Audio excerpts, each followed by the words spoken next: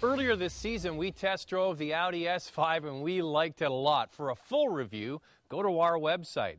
Well, a lot of people will be attracted to the Audi A5's beautiful V8 engine. But you know what? A lot of people will be attracted to this, the new A5, because it has a more efficient engine and a much smaller price tag.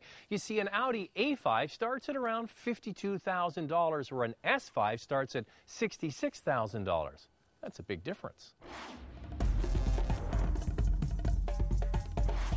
Even though the A5 is less expensive, it is still the same sexy looking machine.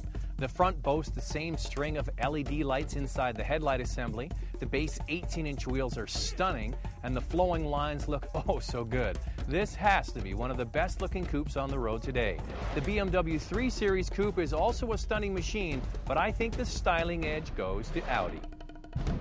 A BMW 335 coupe has 300 horsepower and almost an identical starting price to this A5. But the A5 has 35 less horsepower, so BMW wins in that department.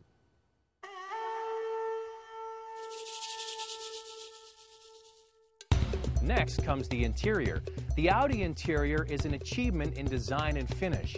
The layout of the dash is perfect. The multimedia interface system is easy to use, and the fit is well done.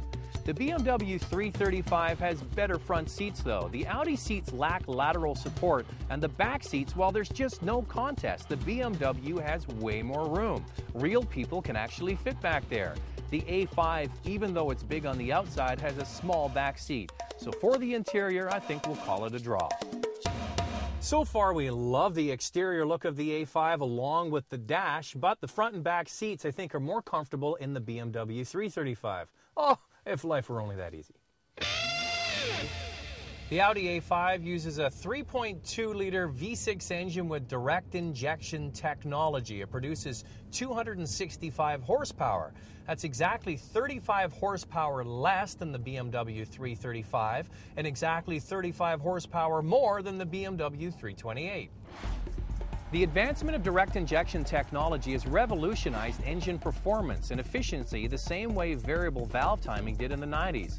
Off the line, the power is good. It's when the driver has the engine in the meaty part of the rev range that the A5 is surprisingly potent. Even with its large dimensions, it's pretty quick. That being said, the Turbo 335 inline six-cylinder in BMW cars is by far the most satisfying engine we've used in the past several years, and it continues its dominance. The A5 can be ordered with a 6-speed manual, it's probably the transmission I'd opt for, or a 6-speed automatic with paddle shifters behind the steering wheel. Now, one of the most important aspects of a performance sedan or a performance coupe is the steering feel. And that's one of my complaints about Audi, all the way from the top of the line R8 down to this car, is that I think their steering is too light. It's overboosted and gives the car kind of a numb feel. Now, in comparison, BMW has this sorted out. They have one of the best steering feels in the business, so there's no question BMW wins in that category. Both the A5 and the BMW 335 are great handling cars. Even though the base 335 is a rear-wheel drive car, it can be ordered with all-wheel drive for just $2,500 more. I'd have to drive both cars on the track back-to-back to get a definitive answer, but I feel the A5 feels a bit more nose-heavy, and the bigger dimensions of it make it feel much more of a touring car, where the 335 feels more compact. I think this Audi A5 will be a big hit because it's going to appeal to a lot of different people. First of all, people that just like the looks. It's a gorgeous looking car. People that want the luxury, they do that very well. They like the comfort and the smoothness of the ride. Well, Audi's got that down. It's got all-wheel drive, and it's a pretty spirited car when you ask it to be. If it's for an out-and-out driver, someone that's an enthusiast, they might pass on it, but I think a mass appeal car, they've got it nailed. You know what? I'd love to be able to take the best of the 335 and the best of the A5 and morph them together, but you just can't.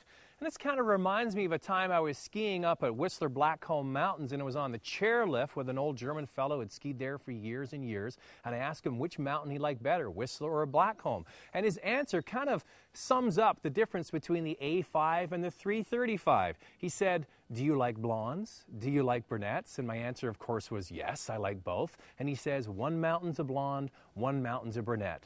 You know what? This brunette looks pretty good to me.